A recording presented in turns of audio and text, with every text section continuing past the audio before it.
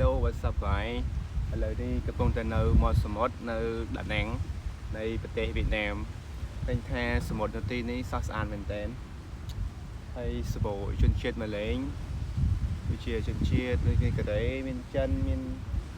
បរទេសអីមានច្រើនមែនទែនហើយខ្យល់អាកាសទីនេះអត់ក្តៅមែនទេវារៀងមើលម៉ោង2 3ប៉ុន្តែនៅមាត់សមុទ្រមានខ្យល់ត្រជាក់ហើយ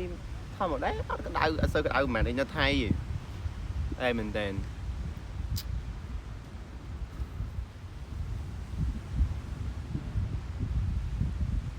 អូឃើញ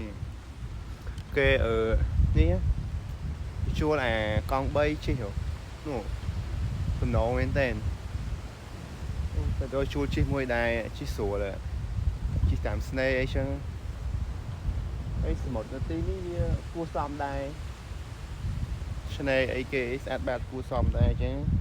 តែសមុទ្រវាទឹកវាអត់សូវខៀវដូចនៅសមុទ្រនៅខ្មែរយើងសមុទ្រខ្មែរយើងស្អាតជាងតែបើក្នុងចំណោមនេះគាត់នេះក៏ស្អាតដែរមិនអន់មែននេះ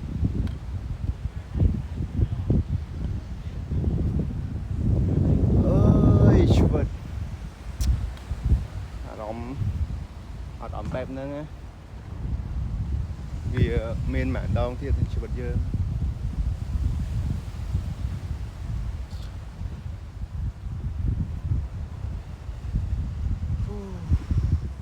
fresh មែនតើសោះស្រាយហ្មងអីមិនឲ្យសោះស្រាយមានអូនអីគេនៅចិត្តហ្នឹងឲ្យយើងមើលដែរអញ្ចឹងទោះបីយើងមកម្នាក់ឯងពិតមែន solo យើងចេញការ trip របស់យើងវា solo ពិតមែនប៉ុន្តែយើងចំណេញភ្នែកយើងចំណេញបានទស្សនាអ្នកក្បែរខ្លួនយើងក៏ធ្វើឲ្យយើង enjoy you know share មែនតើ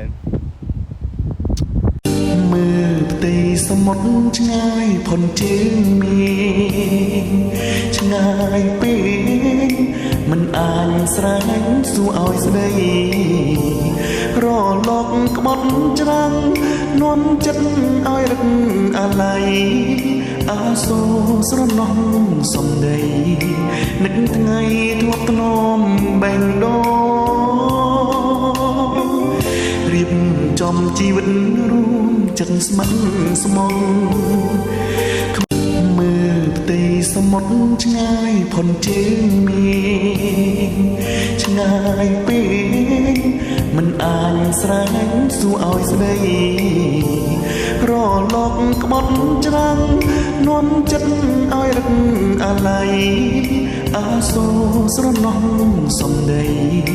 នឹកថ្ងៃធ្លាប់ធ្នមបែងដូររៀបចំជីវិតរួមចិត្តស្ម័គ្រស្មង